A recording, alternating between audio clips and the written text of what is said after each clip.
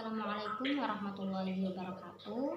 Yang terhormat Bapak Herianto Susilo MPD dan Ibu Tri Ulia Kodriyati MPD selaku dosen pengampu mata kuliah keprofesian PNL. Perkenalkan, nama saya Indah Nabila Zudin dengan NIM akhir 047. Di sini saya akan memaparkan hasil ujian tengah semester saya yang mengenai salah satu profesi dalam bidang pendidikan luar sekolah. Di sini saya memilih profesi yaitu pengelola lembaga kursus dan pelatihan atau LKP. Oke, langsung saja ke penjelasannya. Apa sih pengelola lembaga kursus dan pelatihan atau LKP itu? LKP adalah individu atau tim yang bertanggung jawab dalam menjalankan lembaga pendidikan non-formal yang bertujuan untuk meningkatkan keterampilan, pengetahuan, dan keahlian masyarakat di berbagai bidang. LKP ini juga bermanfaat untuk memenuhi kebutuhan masyarakat yang ingin memperoleh keterampilan praktis untuk meningkatkan peluang kerja atau membuka usaha sendiri.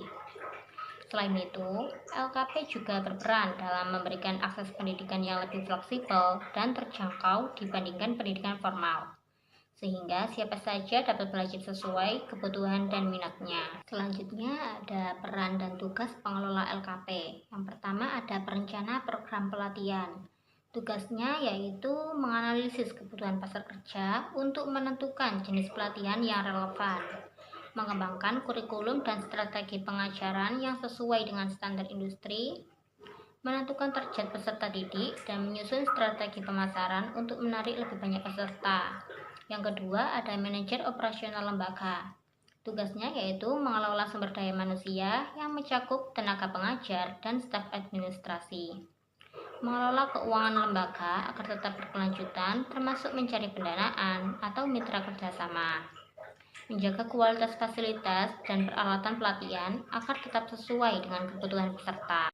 Yang ketiga ada evaluator dan pengembang program. Tugasnya yaitu melakukan pengawasan dan penilaian terhadap keberhasilan program pelatihan, memanfaatkan hasil penilaian untuk meningkatkan kualitas pembelajaran, menyesuaikan program agar sesuai dengan perkembangan industri dan kebutuhan tenaga kerja.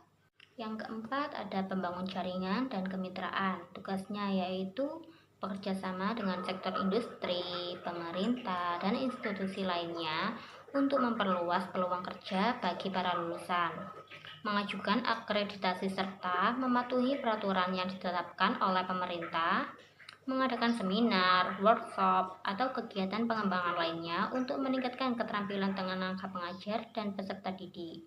Yang kelima ada pemimpin dan motivator. Tugasnya yaitu menciptakan suasana belajar agar kondusif dan memfasilitasi perkembangan peserta didik, memberikan bimbingan dan motivasi kepada tenaga pengajar dan peserta didik untuk memperoleh hasil yang terbaik, menciptakan inovasi terbaru dalam metode pembelajaran untuk meningkatkan efektivitas pelatihan. Selanjutnya, tantangan dalam pengelola LKP.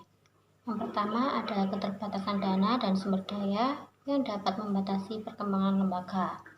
Yang kedua ada adaptasi terhadap perubahan seperti teknologi dan kurikulum yang cepat berubah. Yang ketiga ada persaingan dengan platform pembelajaran online yang menawarkan kursus gratis atau bersertifikat internasional. Untuk peluang di masa depannya dapat meningkatkan kebutuhan tenaga kerja terampil di berbagai sektor industri, berkolaborasi dengan perusahaan dan startup yang membutuhkan pelatihan keterampilan spesifik, dan pemanfaatan teknologi digital untuk memperluas jangkauan peserta didik, termasuk pembelajaran daring. Selanjutnya, integrasi teknologi. Yang pertama, bagaimana perkembangan teknologi telah mempengaruhi profesi ini. Jadi, dampak teknologi terhadap profesi pengelola LKP ini, yang pertama ada e-learning dan platform digital yang memungkinkan kursus online dan pembelajaran jarak jauh, mengurangi biaya operasional seperti penyewaan ruang kelas dan alat praktik, mempermudah akses bagi peserta didik yang berada di daerah terpencil. Yang kedua yaitu EA dalam pembelajaran, dapat membantu dalam evaluasi otomatis hasil belajar peserta, menyediakan personalisasi materi berdasarkan kebutuhan dan kecepatan belajar peserta. Yang ketiga yaitu media digital untuk promosi dan pemasaran, yaitu memanfaatkan media sosial untuk menjangkau lebih banyak calon peserta Selanjutnya, bagaimana profesi ini dapat beradaptasi dengan perkembangan teknologi di tahun 2025 atau masa yang akan datang. Profesi ini dapat beradaptasi dengan meningkatkan keterampilan digital tenaga pengajar dan pengelola agar lebih siap menghadapi perkembangan teknologi. Yang kedua, dapat menerapkan sistem hybrid learning yang dapat menggabungkan pembelajaran daring dan tatap muka. Yang ketiga, menggunakan learning management system atau LMS untuk mengelola proses pembelajaran secara lebih efektif. Selanjutnya, tinjauan terhadap kebijakan dan isu sosial. Kebijakan terbaru yang mempengaruhi profesi ini yaitu regulasi dari Kementerian Pendidikan dan Kebudayaan, kebijakan bantuan dana atau insentif bagi lembaga yang menyediakan kursus berbasis digital, dan peraturan sertifikasi tenaga pengajar dan lulusan kursus. Selanjutnya, kontribusi profesi ini dalam menyelesaikan isu sosial. Yang pertama, mengurangi pengangguran dengan menyediakan keterampilan siap kerja bagi masyarakat, meningkatkan inklusivitas pendidikan bagi individu yang tidak dapat melanjutkan pendidikan formal, dan membantu pemberdayaan ekonomi lokal dengan menyediakan pelatihan kewirausahaan. Selanjutnya, keterampilan yang dibutuhkan di masa depan. Yang pertama, ada keterampilan manajemen pendidikan, yaitu untuk menyusun program pelatihan yang berkualitas. Yang kedua, ada literasi digital, yaitu untuk mengadaptasi teknologi dalam pembelajaran. Yang ketiga, keterampilan komunikasi dan jaringan, yaitu untuk membangun kerjasama dengan industri dan pemerintah. Yang keempat, ada kemampuan analisis pasar kerja agar program pelatihan tetap relevan. Yang kelima, kepemimpinan dan manajemen tim, yaitu untuk mengelola tenaga pengajar dan peserta didik dengan baik. Selanjutnya, keterkaitan dengan SDGs. Yang pertama, ada SDG 4 atau pendidikan berkualitas. Maksudnya, memberikan akses pelatihan berkualitas bagi semua. Yang kedua, ada SDG 8, pekerjaan layak dan pertumbuhan ekonomi, yaitu dengan menciptakan tenaga kerja yang siap kerja dan meningkatkan peluang ekonomi.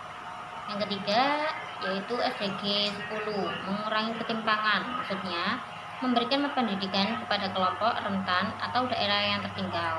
Selanjutnya, refleksi pribadi dan rencana karir. Menurut saya, profesi sebagai pengelola lembaga kursus dan pelatihan atau LKP ini memiliki peran yang sangat strategis dalam meningkatkan keterampilan masyarakat dan mempersiapkan tenaga kerja yang kompeten. Saya lihat bagaimana profesi ini berkontribusi terhadap pengurangan pengangguran, peningkatan akses pendidikan non formal, serta pemberdayaan ekonomi. Jadi saya lumayan tertarik dengan profesi ini.